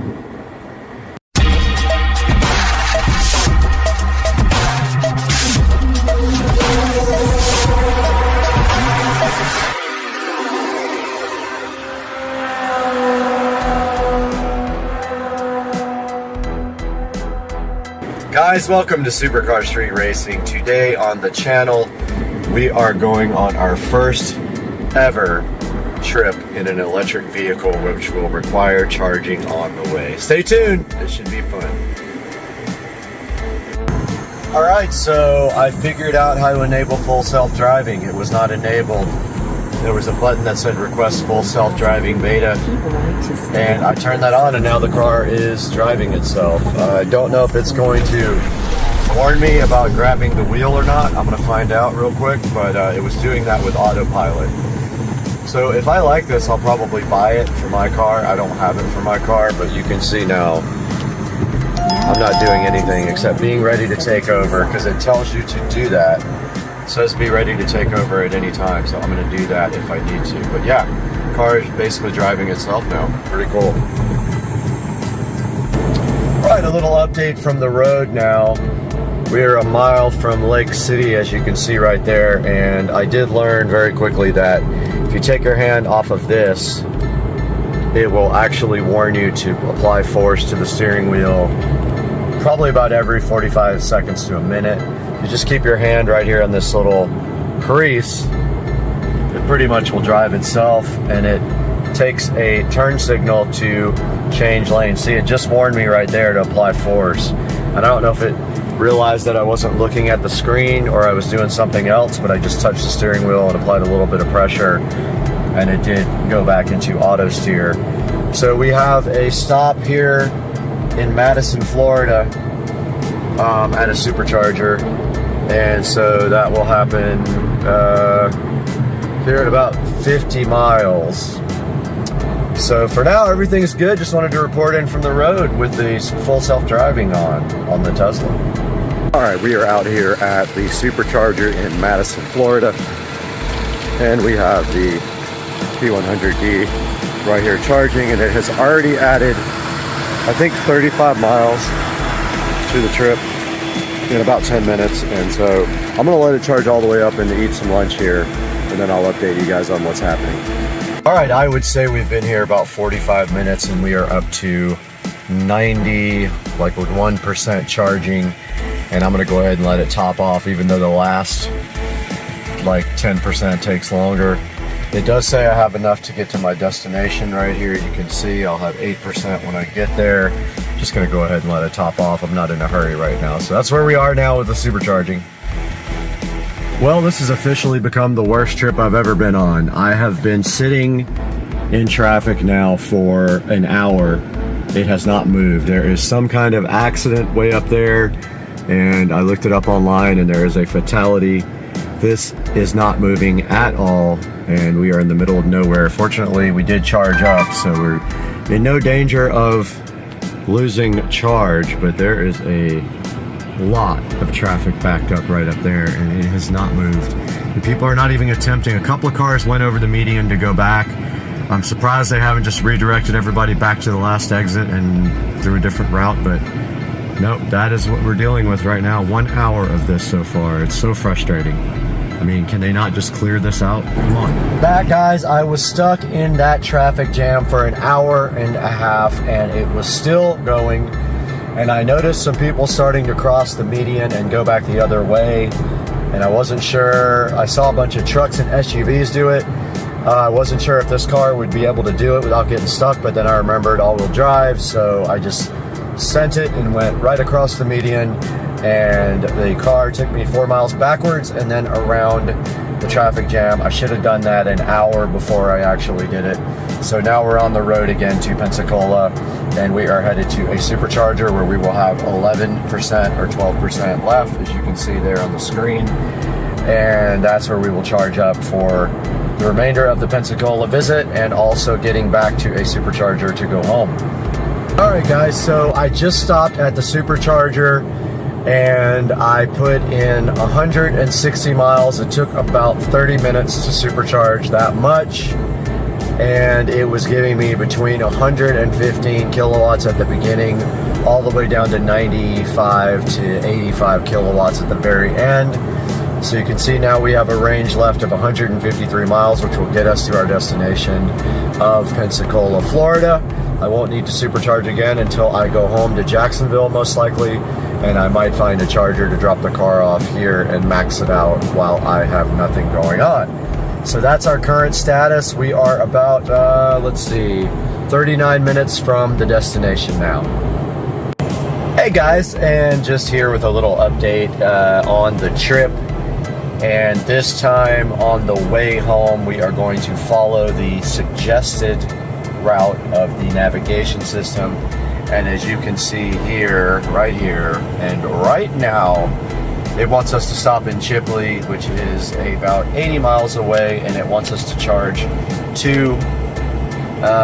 for 30 minutes, and then it will stop us again in Madison and charge us for another 25 minutes, which should arrive at home at 17% battery charge. So we're gonna do that today on the way back and update you guys when we get to the superchargers and how we are doing on our first road trip back home on a electric vehicle journey. Guys, we just got finished supercharging about 30 minutes ago.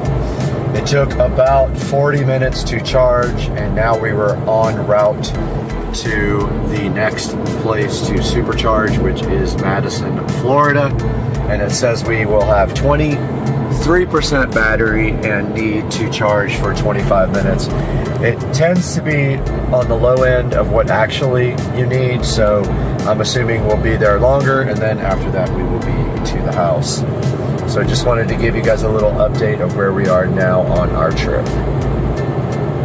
Alright guys, just charged up for the last time. I think it took about 25 to 30 minutes. I didn't really check it, and I had forgot to record at the last supercharger, but we are back on our way to Jacksonville, and it says we will be there at 2:09 p.m. is what we're looking at right now.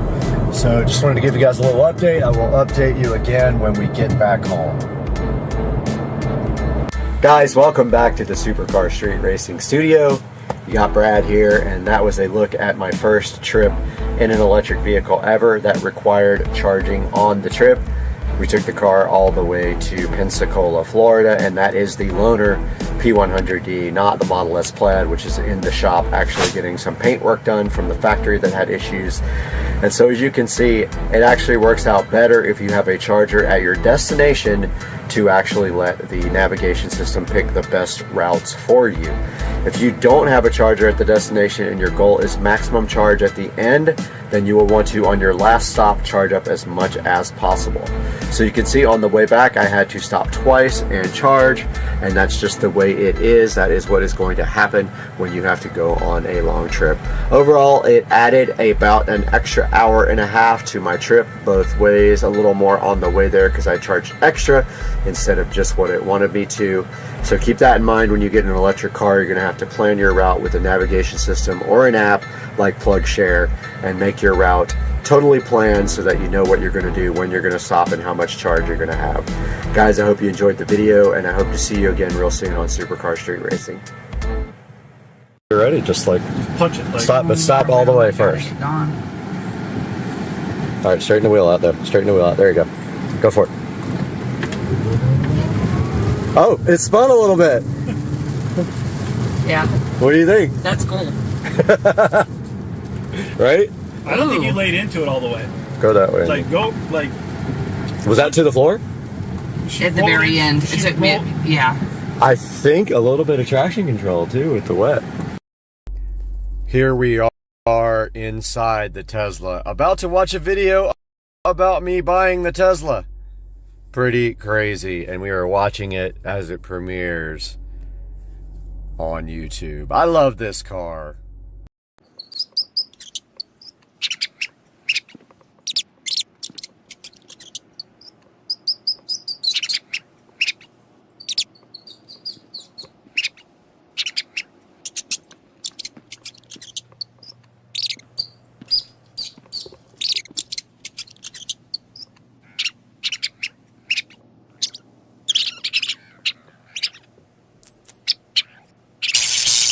Welcome back to the channel, and today we have this electronic rat killer we're going to be taking a look at, so hang in there on Supercar Street Racing.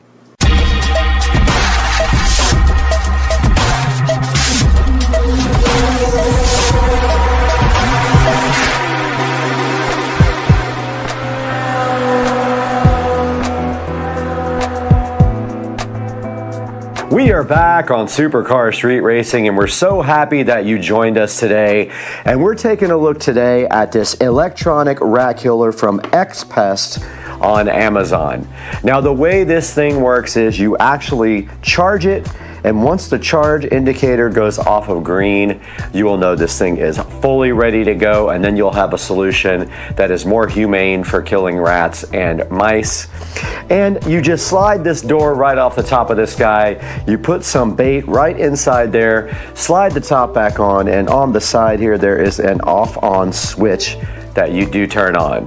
Alright, once you have this electronic rat killer loaded up, it does come with an indicator LED right here. It is a small little LED light that you plug into the side, and supposedly it will let you know when this has actually activated. And you take this LED right here and you plug it right in next to where the charger goes, like this.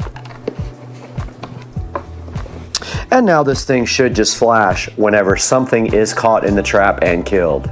Now, XPest does not recommend that you use this thing outside. I am going to break all the rules, of course, and put this outside on my patio because I need something to try to get the mice out there. I do know I have a mouse problem out there because last year I would find droppings and things like that. That's a good indication that you do have a problem. Now, it has some LEDs on the front here, and actually right now it is in charging mode. So if this guy right here has a green LED on it still, it is charging.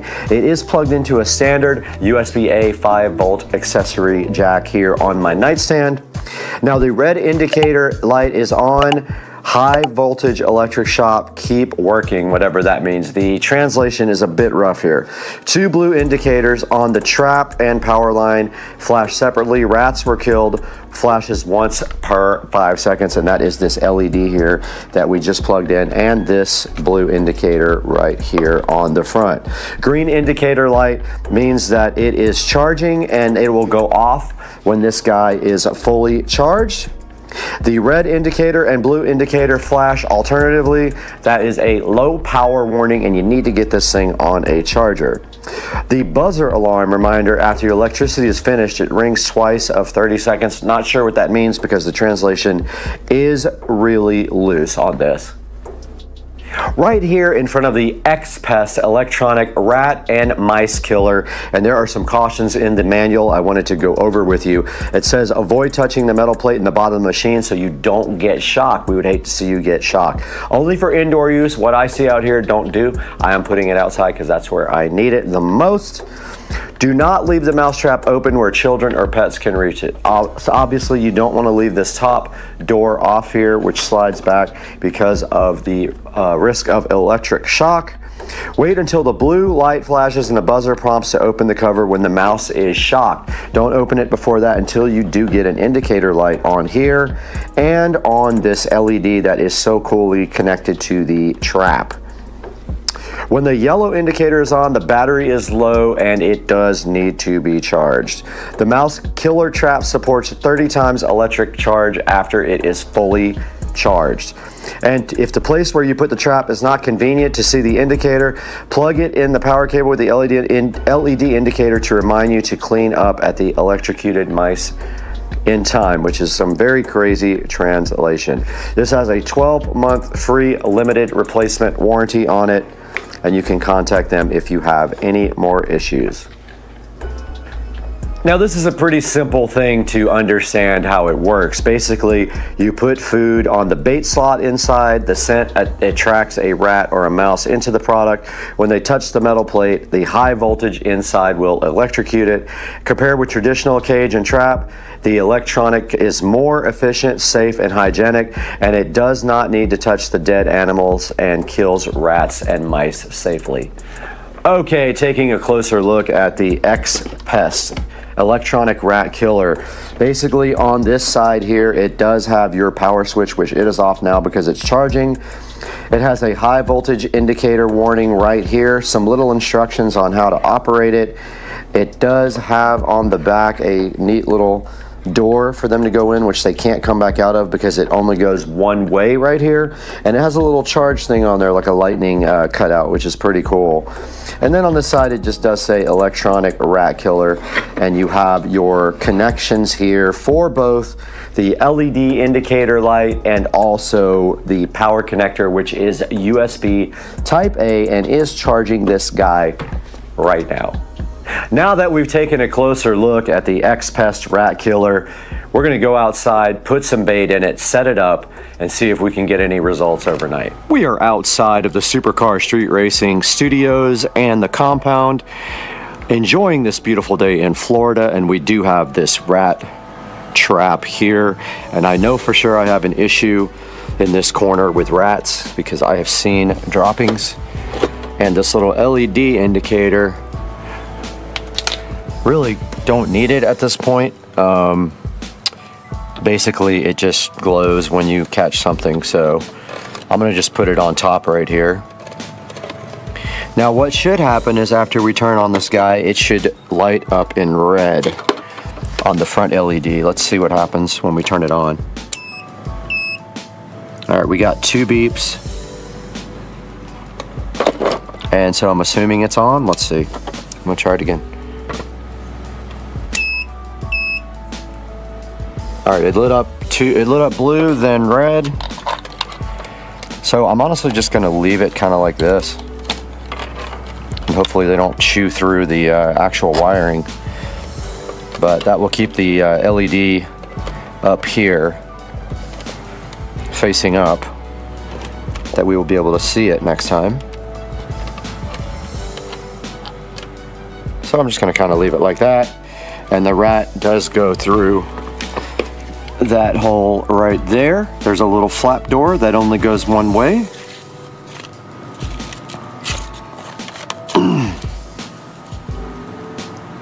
So it just says, after the rats are shocked, the 2 blue lights, one on the trap and one on the power line, will flash together, and the product will enter a safe mode. So at that point, you have something in the trap. So let's leave that guy overnight and see if we can get anything for tomorrow. Okay guys, it has been 2 days now, and we are going to see if we got anything. There are actually rat droppings right there. So all you have to do is slide this off. I just turned it off before I started the camera, and I don't think there's anything in here. Nope, it has not gotten anything yet, guys. So I will replace this and let it sit out here for a little while longer, see what happens.